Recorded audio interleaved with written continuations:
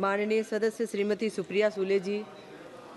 Madam नमस्कार।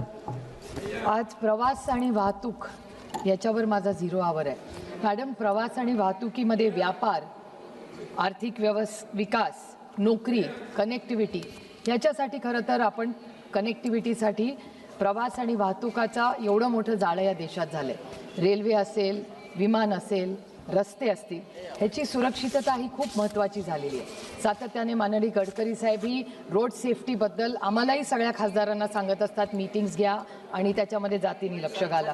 तसंच railway बाबतीत सातत्याने रेल्वेचाही CAG रिपोर्ट आलेला आहे आणि आज दुर्दैवाने वेग वाढल्यामुळे अनेक ठिकाणी आज रेल्वेचा असेल किंवा गाडीचे असतील किंवा विमानाचे ॲक्सिडेंट जातात। योगायोग बघा, माझ्या भावाला जाऊन आज बरोबर 2 महिने झाले। 28 जानेवारीला माझ्या भावाचं प्लेन क्रॅश झालं। 2 महिने झाले या गोष्टीला। एखाद्या कुटुंबातला कर्ता पुरुष जेव्हा जातो ना, त्याचं दुःख त्या कुटुंबालाच माहिती असतं। आम्ही पण हे भोगलेलं आहे। मग विमानात जाऊ दे का गाडीत जाऊ दे किंवा रेल्वेमध्ये जाऊ दे, सुरक्षितता ही अतिशय महत्त्वाची झाली। आणि सुरक्षितता कशासाठी? आता माझ्या भावाचं प्लेन पडलं, 2 महिने झाले, माझ्या कुटुंबाला कुठे न्याय मिळाला? आमच्यासारखा कुटुंब, माझा भाऊ डेप्युटी चीफ मिनिस्टर होता महाराष्ट्राला, त्याला जर न्याय मिळत नसेल तर सर्वसामान्य माणसाला न्याय कसा मिळणार?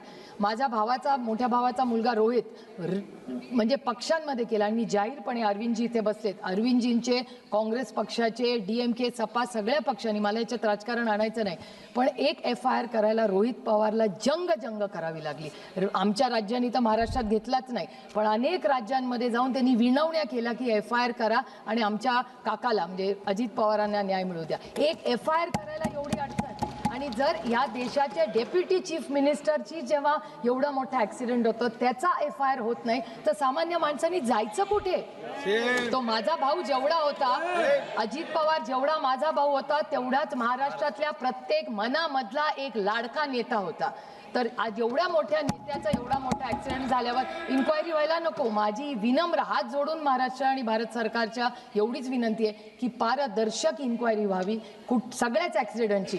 मग तो अहमदाबादचा क्रॅश असू दे, हेलिकॉप्टर क्रॅशमध्ये COD बिपिन राऊत गेले तो असू दे, मध्ये ॲम्ब्युलन्सचा एक क्रॅश झाला एअर ॲम्ब्युलन्स झारखंडला, किंवा अजित पवारांचं विमान पडलेलं, हा न्याय हा समानच असला पाहिजे प्रत्येक कुटुंब। मग तिथली तो पायलट असेल, माझा दादा असेल, किंवा त्या ज्या महिला विमानात होत्या त्या सगळ्या असतील, ह्या सगळ्यांना न्याय मिळाला पाहिजे। ती स्टुअर्डेस होती तिथे, ती एक यंग मुलगी होती, तिला न्याय मिळाला नको? माझी एवढीच विनंती आहे की ब्लॅक बॉक्स, आधी आम्हाला सांगितलं ब्लॅक बॉक्स मिळणार, आता सांगितलं खराब झालं, मग ब्लॅक बॉक्स।